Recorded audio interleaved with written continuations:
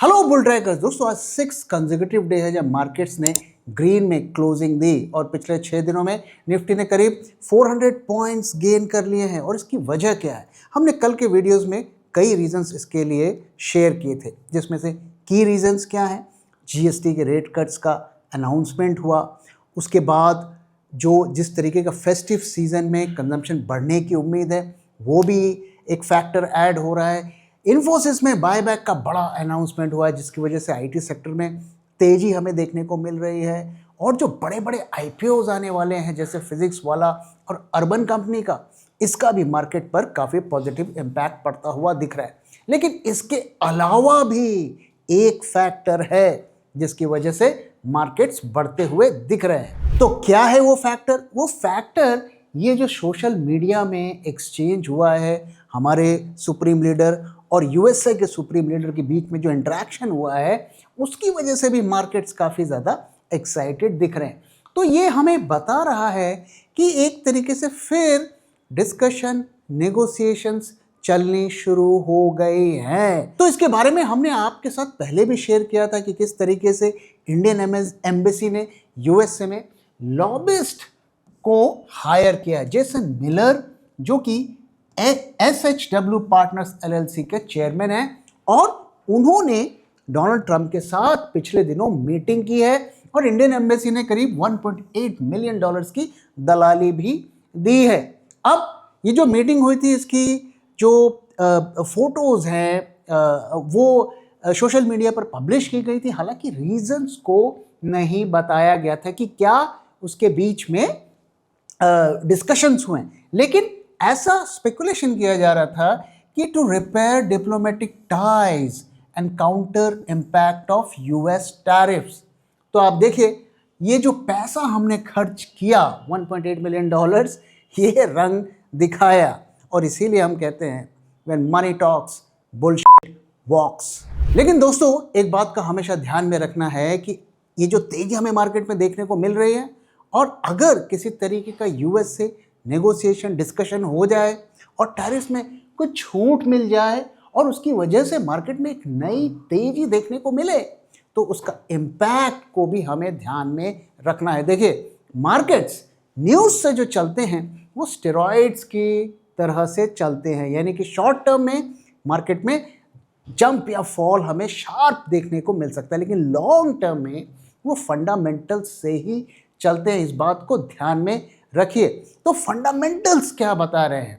आप कोई भी न्यूज़ उठा लो, पॉजिटिव नेगेटिव, उसके वजह से मार्केट में उथल पुथल मचेगी, लेकिन एंड ऑफ द डे अगर आप लॉन्ग टर्म इन्वेस्टर हैं तो फंडामेंटल्स और वैल्यूएशंस ही मायने रखते हैं। और हम अगर अपने कंपनीज के परफॉर्मेंस को देखें, लार्ज कैप्स, बड़ी कंपनीज का परफॉर्मेंस को देखें जो कि इकोनॉमी का असली रिफ्लेक्शन दिखाते हैं, तो वहाँ हमें क्या देखने को मिल रहा है? अगर आप देखिए, जो EPS ग्रोथ है वो 7.4% का हमें देखने को मिला है Q1 में, स्लोएस्ट इन 4 years। 4 साल के हम निचले स्तर पर ग्रोथ दिखा रहे हैं। और अगर आप पास्ट के ग्रोथ को भी देखें तो सितंबर 24 में 20.4% का ग्रोथ हमें देखने को मिला, और जुलाई से सितंबर में अगर आप देखिए तो 9% का ग्रोथ देखने को मिला। तो पिछले कई सालों में लोएस्ट ग्रोथ हमें देखने को मिल रही है। इस बात को हमें भूलना नहीं चाहिए। और current slowdown sharper than earlier dips, और हम देख रहे हैं कि हर सेक्टर में हमें प्रॉब्लम देखने को मिल रही है। आज इंडिया का कोई सेक्टर ग्रो नहीं कर रहा है और कोई कंपनी आके ये नहीं कह रही है कि नहीं जी, हमारे लिए तो बहुत अच्छी सिचुएशन है, हम बहुत ज़्यादा ग्रो कर रहे हैं। तो इस बात को हमें नहीं भूलना चाहिए।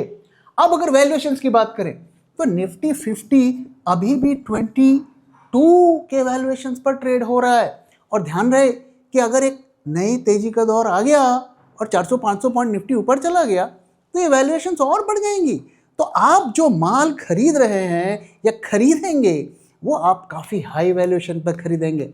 और दोस्तों, हमने अपने जो इन्वेस्ट फॉर अल्फा वर्कशॉप में अपने पार्टिसिपेंट्स को दिखाया डेटा के साथ कि किस तरीके से जब आप हाई वैल्यूएशन पर स्टॉक्स खरीदते हैं तो आपके रिटर्न्स कम हो जाते हैं। बेशक एक साल में वो अच्छे रिटर्न दें, लेकिन जब वो 3, 4, 5 साल का रिटर्न देखेंगे तो वो काफ़ी मॉडेस्ट हो जाते हैं, FD से भी कम।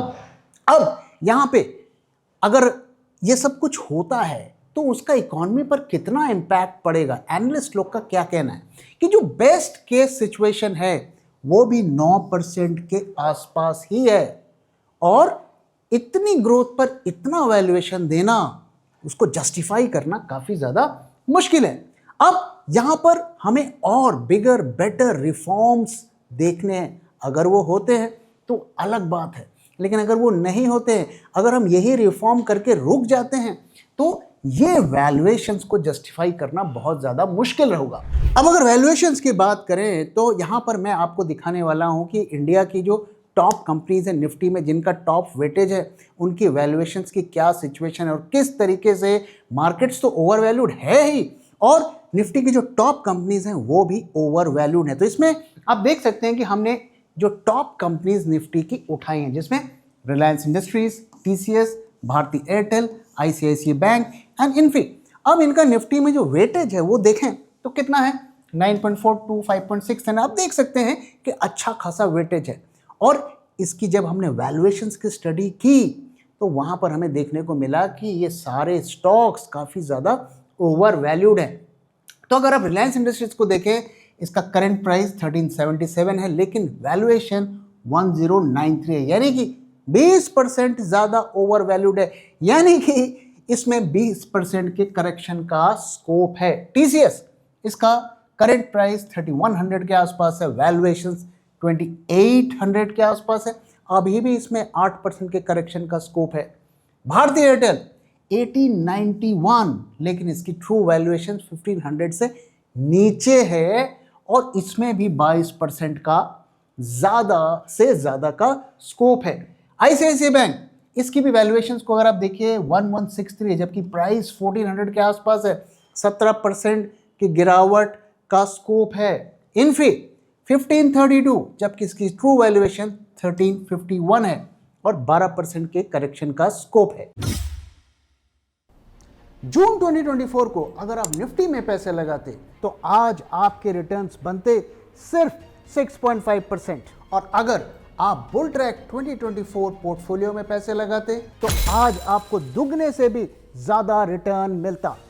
और गौर करने वाली बात यह है कि पिछले दिनों जो मार्केट में हमें ब्लड बाथ देखने को मिला, उस ब्लड बाथ में भी हमारे पोर्टफोलियो ने लगातार पॉजिटिव रिटर्न्स दिखाए, और ये कोई तुक्का नहीं है, क्योंकि ऐसे ही शानदार रिटर्न्स हमने अपने 2021 पोर्टफोलियो में भी अपने सब्सक्राइबर्स को दिए थे। 2021 के पोर्टफोलियो में 21 में से 7 स्टॉक्स ने 100% से भी ज़्यादा पीक रिटर्न्स दिए, और 15 स्टॉक्स ने 50% से भी ज़्यादा रिटर्न्स दिए, और कई स्टॉक्स जैसे कि भेल एंड कोचिन शिपयार्ड्स मल्टीबैगर साबित हुए। तो आखिर हम ऐसा कैसे कर पाए?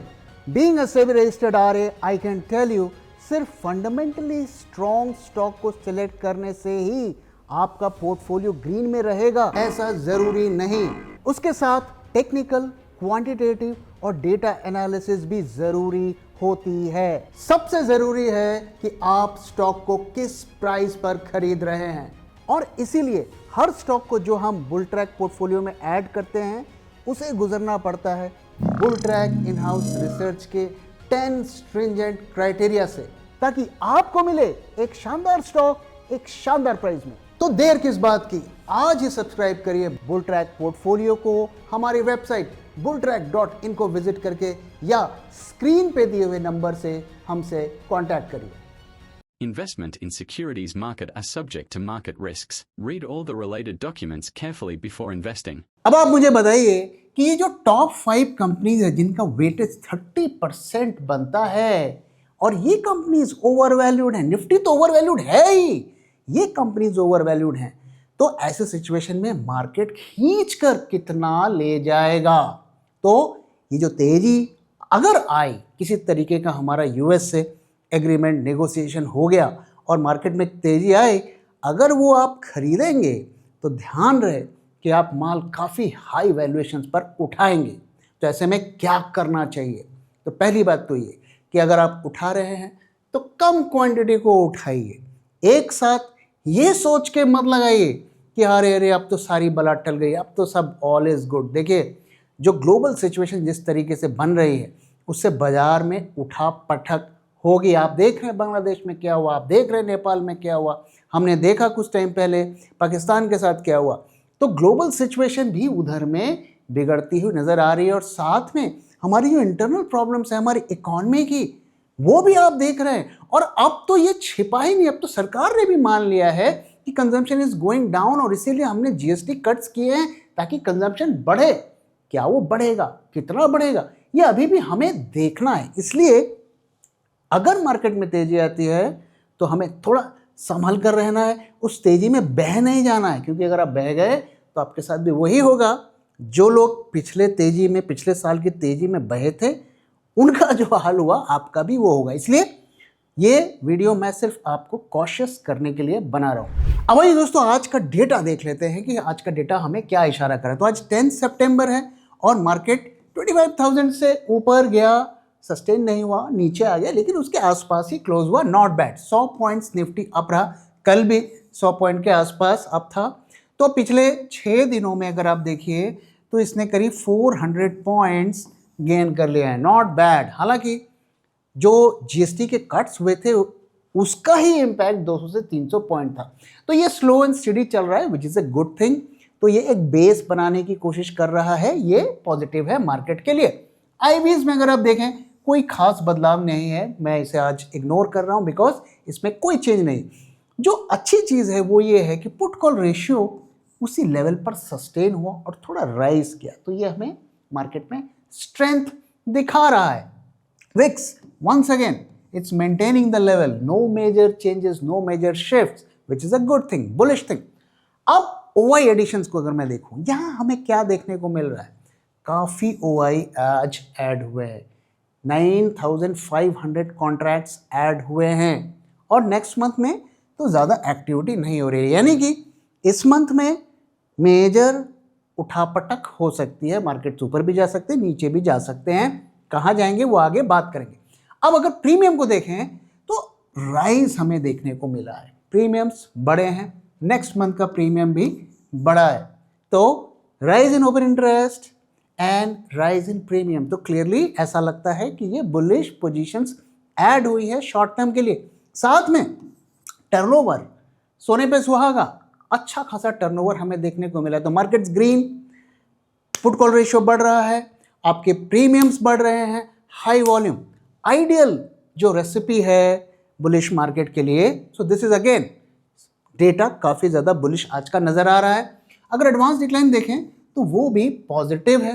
एफआईआई का डेटा अगर देखें तो कल के दिन उन्होंने अपने शॉर्ट्स को हल्का मार्जिनल कट्स किए हैं, नो मेजर कट्स, तो उनकी पोजीशंस लगातार उसी तरीके से बनी हुई हैं। क्या आगे वो कट करेंगे वो तो आगे ही पता चलेगा, लेकिन ये डेटा मैं आपके साथ कह सकता हूं कि data is positive, data is bullish. सिर्फ एक छोटी सी प्रॉब्लम यहां पर है। प्रॉब्लम क्या है कि ये जो पुट कॉल रेशियो 1.22 का अनाउंस हुआ था जब जीएसटी के रेट कट्स की अनाउंसमेंट हुई थी, आज भी उसको ब्रीच नहीं कर पाया, लेकिन ये इतना ज़्यादा नेगेटिव नहीं है। तो ओवरऑल वर्डिक्ट ये है कि डेटा इज पॉजिटिव। अब जो एफआईआईज की इतनी शॉर्ट पोजीशंस बन रही हैं उसको हम थोड़ा एनालाइज कर लेते हैं। तो अगर यहाँ पर आप प्रीमियम्स को हम देखें निफ्टी का, वहाँ पर हमें क्या देखने को मिल रहा है। तो अगर करंट मंथ में देखें तो आप देखिए किस तरीके से निफ्टी ऊपर जा रहा है, लेकिन इसके प्रीमियम एक लेवल पर फंसे हुए हैं, प्रीमियम्स आर नॉट राइजिंग।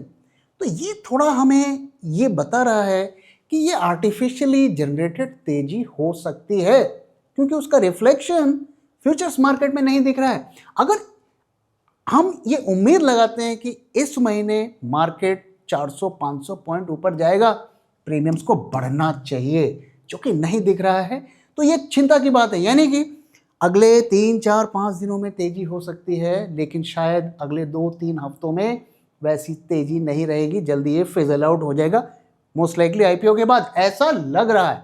और नेक्स्ट मंथ के प्रीमियम को भी देखें, लगभग वही कहानी है। इस तरीके से आपके निफ्टी के प्राइसेस बढ़ रहे हैं, लेकिन यहाँ पर प्रीमियम्स स्टैग्नेट हो रहे हैं। तो ये दोनों चीज़ हमें ये बता रही है कि extremely near term for next 2-3 days तक मार्केट तो बुलिश है, लेकिन अगर थोड़ा लंबा टाइम फ्रेम लूँगा तो नॉट दैट श्योर। अब आइए क्विकली चार्ट की भी एक एनालिसिस कर लेते हैं कि चार्ट हमें किस तरफ इशारा कर रहा है। तो दोस्तों, अगर आप हमारे वीडियोस लगातार देख रहे हैं तो हम आपके साथ शेयर किए थे कि ये जो लेवल है 24,850, इसके नीचे हमें शॉर्ट करना है, और अगर आपने यहाँ शॉर्ट किया होगा तो आपको प्रॉफिट मिला होगा। और जो हमने अगला लेवल आपके साथ शेयर किया था कि इसके नीचे हमें शॉर्ट करना है, और ये नो ट्रेड जोन है। कल के दिन हमने आपके साथ शेयर किया था कि जैसे ही इसके ऊपर प्राइस जाएगा, और कल के दिन गया, और कल के दिन हमने इसके बारे में बात की, तो हमने कहा था कि मार्केट बुलिश हो जाएगा, और आज उसका नतीजा हमें देखने को मिला है। 100 पॉइंट्स का गेन कम से कम देखने को मिला है। तो अब आगे क्या? आज का डेटा हमने आपको दिखाया कि बुलिश है, और आज जो हमारे इंडिकेटर्स हमें बता रहे हैं कि कोई मेजर शिफ्ट नहीं है, यानी कि कल जो सिचुएशन थी आज भी वही सिचुएशन है। तो पोजीशंस को कैरी की जा सकती है, यानी कि बुलिश पोजीशंस को कैरी की जा सकती हैं। लेकिन दोस्तों, कल भी मैंने आपके साथ शेयर किया था और आज भी मैं आपके साथ शेयर कर रहा हूँ कि ये आर्टिफिशियली क्रिएटेड रैली है, और ये फंसाने की रैली भी हो सकती है। ये रैली कुछ दिन चल सकती है, लेकिन ज़्यादा दिन नहीं चलेगी। और किसी भी तरीके की बड़ी खबर अगर आती है यूएस से, तो उस रैली को एक बड़ा थ्रस्ट भी मिल सकता है, मार्केट्स और भी ऊपर जा सकते हैं। लेकिन आपको ध्यान रखना है कि अगर आप लॉन्ग टर्म के लिए पैसा मार्केट में लगा रहे हैं तो फंडामेंटल्स पर लगाइए, फंडामेंटली गुड कंपनीज पर लगाइए, और वैल्यू जोन पर लगाइए।